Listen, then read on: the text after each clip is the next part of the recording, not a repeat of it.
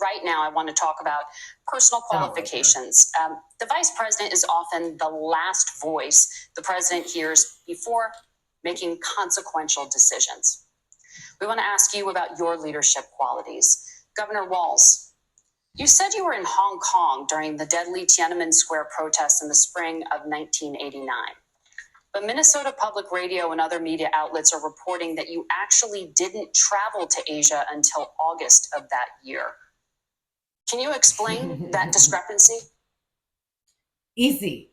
It's called a lie. A lie. He wasn't there probably ever. Really? So bad.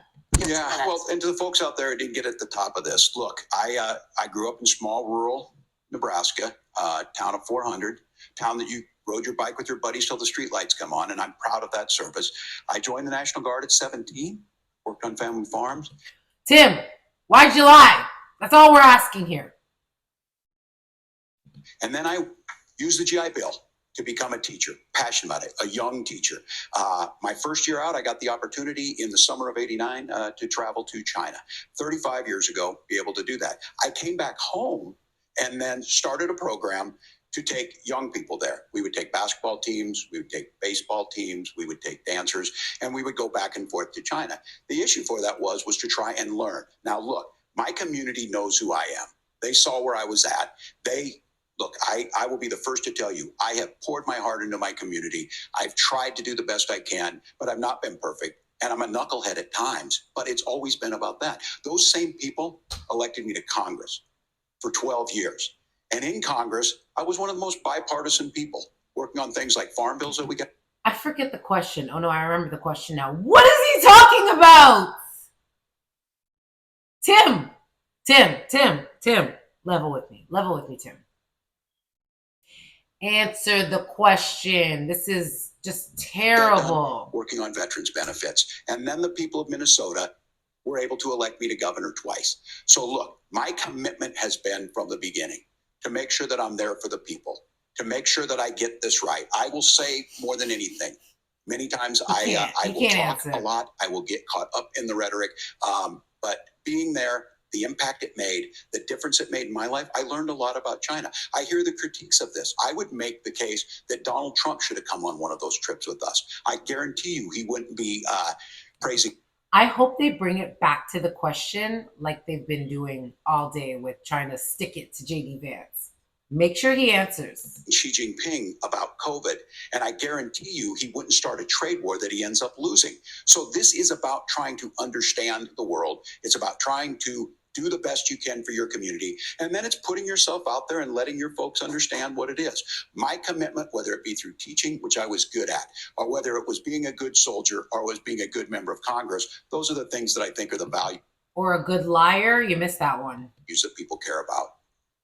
Governor, just to follow up on that, the question was, can you explain the discrepancy? All I said on this was I got there that summer and misspoke on this. So I will just... How many times is he going to misspeak? Just like he was in combat, which he was not. He's never been in combat, ever. As a matter of fact, when he was supposed to go to combat, I think he retired or something. He left. He left his team. They actually talk about it.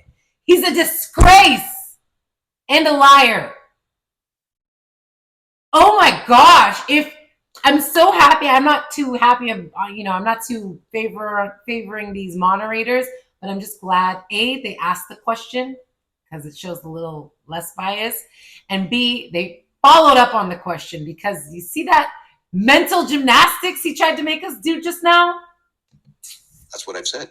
That's who these people are. So I was in Hong Kong and China during the democracy protests went in.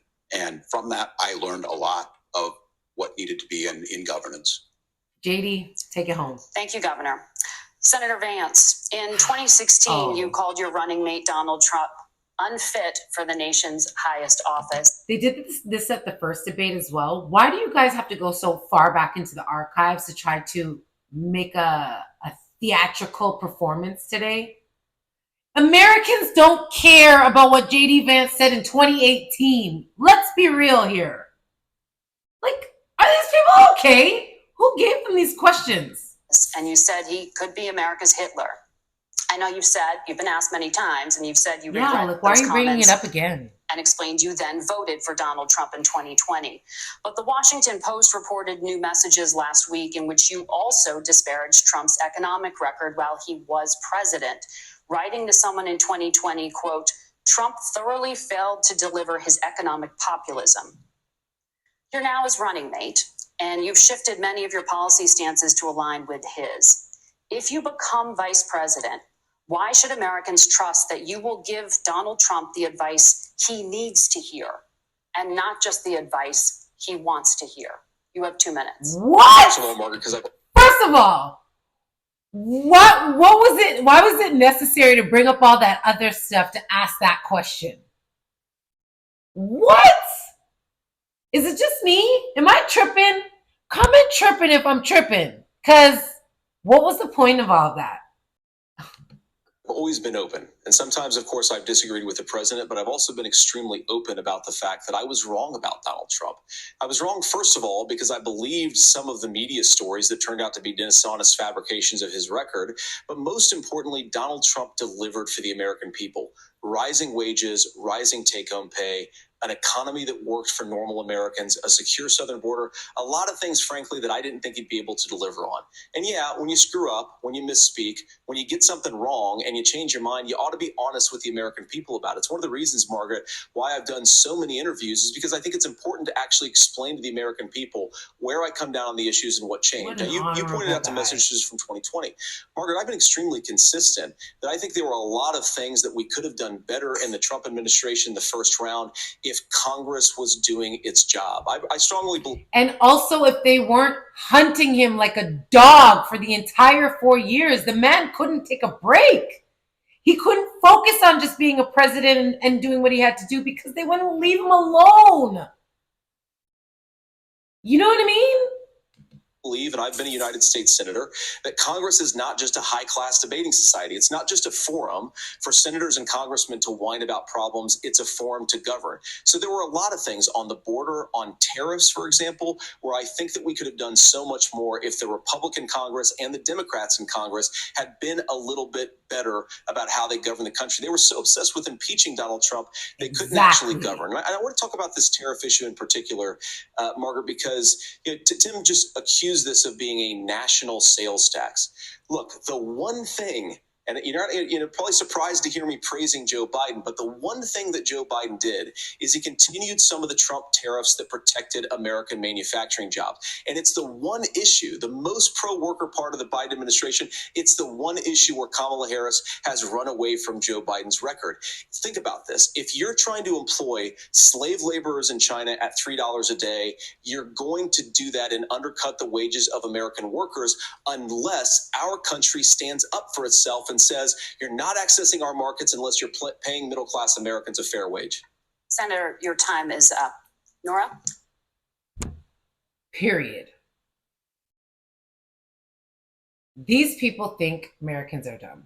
I'm convinced. And I'm so thankful for a person like JD Vance, who's so well-spoken, because if it weren't for him being so able to articulate himself in such a way, honestly, most of us would probably, not us, not you and I, because we're smart, but a lot of people would be buying this bullshit. You know what I mean? Thank you.